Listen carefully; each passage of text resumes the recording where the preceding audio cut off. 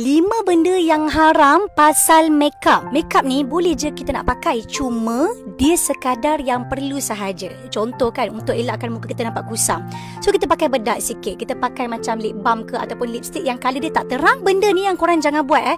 Yang first kali ialah makeup yang terlalu over ataupun tabarush. Tabarush ni macam mana? Contoh, korang guna eyeshadow tu, eyeshadow yang terlalu nampak sangat. Sama juga dengan blusher kan. Yang kedua, ini ramai orang buat, bila mana makeup kita tu dia menghalang wuduk. Dah lah menghalang wuduk, lepas tu kita dekat mall, kita pun tak solat, kita balik baru kita qada. Sebab apa? Alah, susah nak tanggalkan makeup. Tu tak boleh. Ketiga, yang ni rasanya banyak dekat TikTok ni, korang kena hati-hati tau.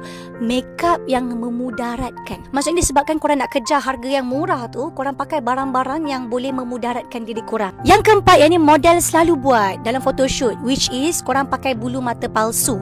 Bulu mata palsu tak boleh pakai tau. Yang kelima, yang ni kan, kalau korang nak kahwin, korang inform siap-siap dekat mak andam ataupun muar, korang tak nak cukur kening. Cukur tak boleh tau, so jangan cukur. Make sure 5 benda ni kita kena aware.